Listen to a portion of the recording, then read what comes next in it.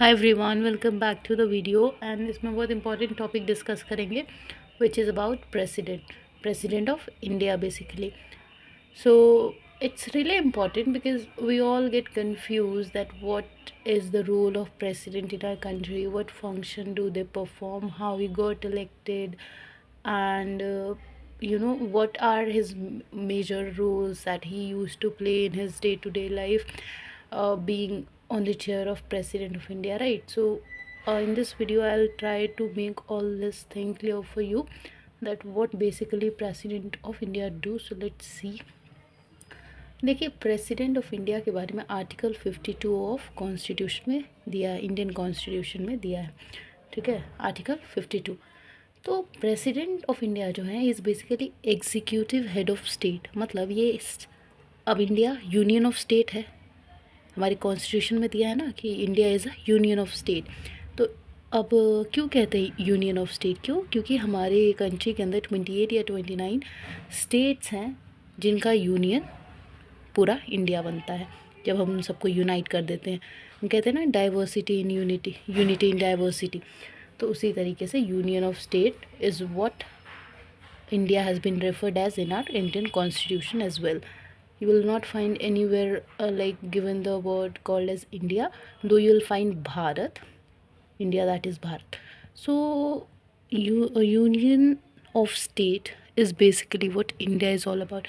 So that is the reason he is the executive head of state. जैसे हम कहते हैं ना कि गवर्नमेंट का हेड प्राइम मिनिस्टर होता है, लेकिन स्टेट का हेड प्रेसिडेंट होता है. ऐसा क्यों? अब जैसे मान लीजिए कोई कंपनी है, तो उसके अंदर जो बॉस होते हैं वो, और उसके अंदर जो एम्प्लॉयज़ होते हैं या जो मैनेजर होते हैं वो ज़्यादा एक्टिव होते हैं, या फिर सीईओ होते हैं? सीईओ ज़्यादा एक्टिव होंगे या मैनेजर और एंड एम्प्लॉयज़? सेंसिबल सी बात है कि managers and employee will be more active then the CEO, right? So उसी तरीके से आप समझ सकते हैं कि इंडिया के अंदर प्रेसिडेंट और प्राइम मिनिस्टर के बीच में क्या डिफरेंस है. President is basically the CEO, whereas Prime Minister is the manager. So, Prime Minister is the head of government. Why? Because India is a democratic government, democratic country. India एक democratic country है. तो democratic country होती क्या है कि देश की जनता vote डालकर अपने रिप्रेजेंटेटिव या अपने लीडर को चुनती है, जो कि आगे देश को संभालता है, देश की सरकार को संभालता है ना. तो फिर उसी तरीके से हम कहते हैं कि prime minister, so president of India executive head of state माने जाते हैं. इनका इलेक्शन कैसे होता है इसके बारे में आर्टिकल 54 ऑफ इंडियन कॉन्स्टिट्यूशन के अंदर दिया हुआ है. देखिए, प्रेसिडेंट ऑफ इंडिया का इलेक्शन इलेक्टोरल कॉलेज से हुआ, एक तरीके से होता है which consist of electoral college, जिसमें elected member of both houses of parliament के जो दोनों हाउस है, लोकसभा एंड राज्यसभा, उन दोनों हाउसेस के इलेक्टेड मेंबर्स, सारे मेंबर्स प्रेसिडेंट ऑफ इंडिया के लिए वोट करते हैं. And also elected member of legislative assemblies of state. कहने का मतलब है कि स्टेट की लेजिस्लेटिव असेंबली के सारे इलेक्टेड मेंबर एंड पार्लियामेंट के दोनों हाउस, मतलब लोकसभा एंड राज्यसभा के इलेक्टेड मेंबर्स किसके लिए वोट करते हैं? प्रेसिडेंट ऑफ इंडिया के लिए. And then he got elected as a president of India in our country. And इन सब के बारे में आर्टिकल 54 ऑफ इंडियन कॉन्स्टिट्यूशन में गिवन है. इसके अलावा अगर हम बात करें तो किस तरीके से किया जाता है, what are the manner of presidential election that is given prioritize, और that is the way through which president of India get selected. So the manner is basically, इसके बारे में सबसे पहले आर्टिकल 55 ऑफ इंडियन कॉन्स्टिट्यूशन के अंदर दिया हुआ है. एंड इंडिया में प्रेसिडेंट के लिए इलेक्शन जो है सिंगल ट्रांसफरेबल वोट सिस्टम के तहत होता है, प्रोपोर्शनल रिप्रेजेंटेशन के थ्रू किया जाता है, through proportional representation by means of single transferable vote. Proportional representation and by means of single transferable vote. और वोटिंग जो है वो सीक्रेट बैलेट पे होती है, मतलब एक बैलेट पेपर होता है जिस पे list of president who has been nominated this year for the election of president, the name and the symbols, the party symbol of that president are given on that particular paper. And the elected member of both the houses of parliament and the state legislative assembly, they give their preference on that secret ballot paper, and that secret ballot paper gets count, and when the result declare, the president of India gets selected. So basically proportional representation के through single transferable vote system and secret ballot के ऊपर किया जाता है, president of India का election करवाया जाता है, ठीक है। और ये सब कहाँ पता चलता है? आर्टिकल 55, लेकिन याद रखिएगा आर्टिकल 55(3) पार्ट 3, आर्टिकल 55(3). इसके अलावा अगर बात करें टर्म ऑफ ऑफिस, मतलब अब प्रेसिडेंट ऑफ इंडिया पता चल गया कौन है, उनका इलेक्शन कैसे होता है, किस तरीके से किया जाता है, लेकिन अब इलेक्शन हो गया तो ऑफिस में जाएंगे तो कितने साल के लिए रहते हैं। तो देखिए अब प्रेसिडेंट ऑफ इंडिया अपने ऑफिस में कितने साल के रहेंगे, ये हमारा आर्टिकल 56 ऑफ इंडियन कॉन्स्टिट्यूशन हमें बताता है। 5 ईयर्स पर कुछ कंडीशंस, 5 ईयर्स के लिए रहते हैं, पर कुछ कंडीशंस भी होती है इसकी। जैसे प्रेसिडेंट मान लीजिए अगर रिज़ाइन कर दे अपने ऑफिस से, मान लीजिए उनको इनकन्वीनियंस लग रहा है, वो रिज़ाइन करना चाहते हैं, तो जाहिर सी बात है कि 5 साल से पहले ख़त्म हो जाएगा। बेसिकली टर्म ऑफ पीरियड जो होता है 5 ईयर का होता है, लेकिन कुछ कंडीशंस में चेंजेस देखने को मिलते हैं। जैसे कि जब प्रेसिडेंट ऑफ इंडिया रिज़ाइन कर देंगे अपने ऑफिस से तब, या फिर when he give his hand address to, या फिर what he give his hand address to president, जब वो अपना दे देते हैं रेजिग्नेशन किसको, वाइस प्रेसिडेंट को, तब वो उनको उनको उनके ऑफिस से हटा दिया जाता है। ये तो फर्स्ट कंडीशन थी कि when president resign his office hand address to vice president. अब जाहिर सी बात, अब यहाँ पे सोच रहेंगे कि हैंड एड्रेस का क्या मतलब। अब प्रेसिडेंट ऑफ इंडिया जब अब रिज़ाइन कर रहे हैं तो अपना पेपर जो अपना रेजिग्नेशन लेटर है वो कहीं तो सबमिट करेंगे, तो ये नियम क्या कहता है कि वो अपना resignation letter vice president of India को देंगे, जो कि जब तक प्रेसिडेंट की वैकेंसी, उनकी सीट को फिल नहीं किया जाता तब तक वाइस प्रेसिडेंट ही as a president of India का रोल प्ले करते हैं, जब तक कि न्यू प्रेसिडेंट ना आ जाए अपनी कुर्सी पे। तो प्रेसिडेंट अपना रेजिग्नेशन ही गिव्स टू वाइस प्रेसिडेंट। और एक और कंडीशन है, remove from office because of impeachment. मान लीजिए कि उनको उनके ऑफिस से निकाल दिया जाए, कुछ गलत काम कर रहे हैं वो, तो जब कॉन्स्टिट्यूशन का उल्लंघन कर रहे हैं तो, है ना, कॉन्स्टिट्यूशन की बातों को ना मान के देश को सही से नहीं चला रहे, तो उनको सरकार हटा सकती है। और ये हमें आर्टिकल 61 ऑफ इंडियन कॉन्स्टिट्यूशन इस बारे में बताता है।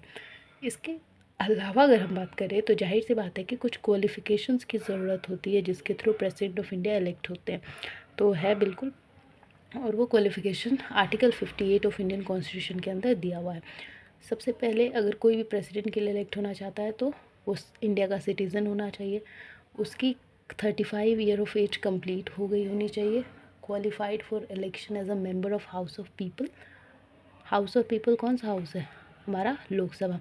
वहाँ पे क्वालिफाइड होना चाहिए as a member. Not eligible when hold office in profit. मान लीजिए कि आप प्रेसिडेंट के लिए भी इलेक्ट होने के लिए नॉमिनेट हुए हैं और उसके अलावा भी आप किसी और जगह पे सरकारी काम में आप इन्वॉल्व हैं, तो आपको दोनों में से कोई एक वैकेंसी खाली करनी पड़ेगी। या तो आप प्रेसिडेंट का पद छोड़ दें या फिर आप जहाँ पे पहले से ही नौकरी करें वो पद छोड़ दें, मतलब एक आपको नौकरी छोड़नी पड़ेगी।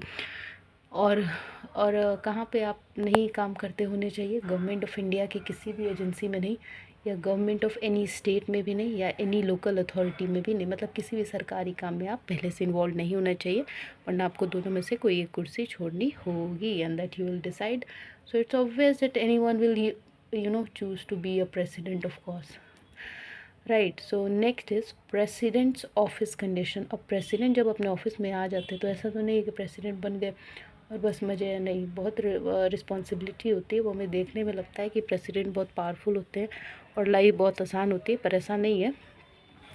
हर चीज़ के दो पहलू होते हैं, कुछ एडवांटेजेस होते हैं, कुछ डिसएडवांटेजेस होते हैं। तो प्रेसिडेंट के ऑफिस में भी कुछ कंडीशंस होते हैं और ये हमें आर्टिकल 59 ऑफ इंडियन कॉन्स्टिट्यूशन बताता है कि क्या कंडीशंस है प्रेसिडेंट के ऑफिस के।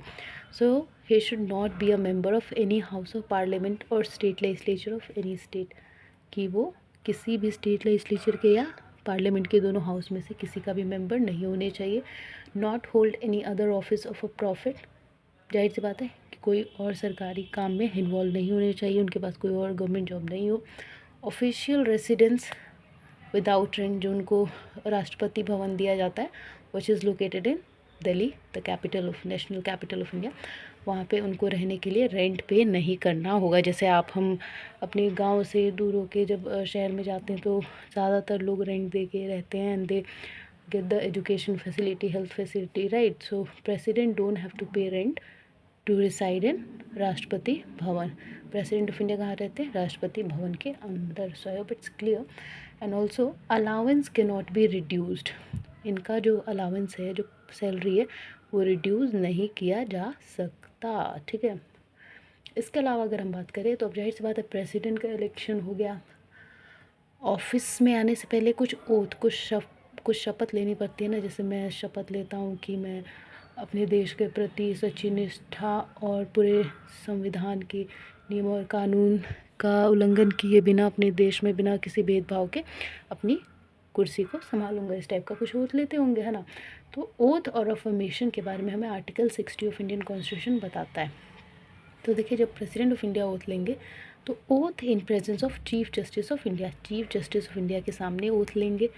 और इन हिज एब्सेंस, अब मान लीजिए कि chief justice of India office में नहीं है, तो सीनियर मोस्ट जज ऑफ सुप्रीम कोर्ट. कहने का मतलब है कि जो शपथ लेते हैं प्रेसिडेंट, या तो क्या वो, मतलब नॉर्मली रूल यही कहता है कि चीफ जस्टिस ऑफ इंडिया के सामने वो लेंगे अपना शपथ ओथ. और अगर चीफ जस्टिस ऑफ इंडिया वहाँ पे नहीं मौजूद है किसी काम से, मान लीजिए किसी मीटिंग की वजह से बाहर गए हैं या बीमार है, मतलब for any reason, if he is not present at the time when President of India has been elected and now he is about to take his oath, then Supreme Court, the senior most judge of Supreme Court, will do the work of Chief Justice of India to make President take his oath, right, in his oath ceremony. तो ये clear है, chief justice of India के सामने लेंगे, अगर वो नहीं है तो सुप्रीम कोर्ट के जज के सामने. इसके अलावा प्रोसीजर फॉर इम्पीचमेंट. अब जाहिर सी बात है कि हर किसी की नौकरी जाने का ख़तरा बना रहता है, उसी तरीके से प्रेसिडेंट ऑफ इंडिया के लिए भी कुछ रूल्स और नियम्स हैं. जैसे आर्टिकल 61 हमें इस बारे में बताता है, violation of constitution charge made by any house of parliament. अगर कॉन्स्टिट्यूशन संविधान का उल्लंघन करते हुए पाए गए प्रेसिडेंट ऑफ इंडिया, तो उनको अपनी कुर्सी से हटा दिया जाएगा, प्रेसिडेंट पद से हटा दिया जाएगा. At least 14th day notice writing में देना होता है. मान लीजिए कि पार्लियामेंट का कोई भी हाउस अगर चाहे कि हम इस जो भी इलेक्टेड हैं प्रेसिडेंट, उनको हम हटाना चाहते हैं, तो पार्लियामेंट के हमारे 2 हाउस हैं, दोनों में से कोई भी हाउस, चाहे राज्यसभा चाहे या लोकसभा चाहे, तो अगर मान लीजिए कोई एक हाउस लोकसभा कहती है कि भाई हमें ये प्रेसिडेंट अब चेंज करना है, तो at least 14th day notice written writing में देना पड़ेगा. और कम से कम उसको 1/4 मेजॉरिटी साइन करना ज़रूरी है of total member of house, उस हाउस के. और जब पास हो जाएगा, majority of not less than 2/3 of total membership of house, 2/3 of membership जो है उससे अग्री करनी चाहिए. Another house shall investigate the charge. अब मान लीजिए कि लोकसभा ने आवाज़ उठाया, तो अब वो चाहती है कि नहीं रहें, तो अब जो दूसरा हाउस है उस मैटर को क्या करेंगे, डिस्कस करेंगे, इन्वेस्टिगेट करेंगे. वैसा तो नहीं है कि लोकसभा चाहे कि हटा दे और कोई रीज़न ना दे, वैसे तो नहीं चलेगा ना, कुछ रीज़न चाहिए. तो जो दूसरा हाउस है वो इन्वेस्टिगेट करेगा मैटर को चार्ज लेके, ठीक है. फिर right to appear and represented such investigation. फिर प्रेसिडेंट को बुलाया जाएगा, भाई आप आइए, देखिए दोनों पक्षों की बात सुनिए, लोकसभा आपको हटाना चाहता है तो ये बात बोल रहा है, और राज्यसभा ने आपके खिलाफ ये सबूत इकट्ठा किया है, या आपके बचाव में ये बात है. तो मतलब प्रेसिडेंट को बुलाया जाएगा और उनको बताया जाएगा ऐसा ऐसा है. फिर 2/3 मेजॉरिटी पास करेगी अगर रेजोल्यूशन को, and sustain charge, then it removes president from office. 2/3 majority मतलब कि काफ़ी हाई मेजॉरिटी चाहिए प्रेसिडेंट ऑफ इंडिया को हटाने के लिए. ऐसे स्लाइट मैनर में, ईजियर मैनर में प्रेसिडेंट ऑफ इंडिया को उनके ऑफिस से इम्पीच, उनके ऑफिस से डिसमिस नहीं किया जा सकता. We need a support of higher majority in the house, then only he have to leave his office. So I hope now it's clear. Now all the question that must be in your mind that you were confused in, it got clear when you will be watching this video. And if it is, then do subscribe the channel, because it also motivate me to bring such videos and the easier level. And yeah, I do enjoy these, and thank you.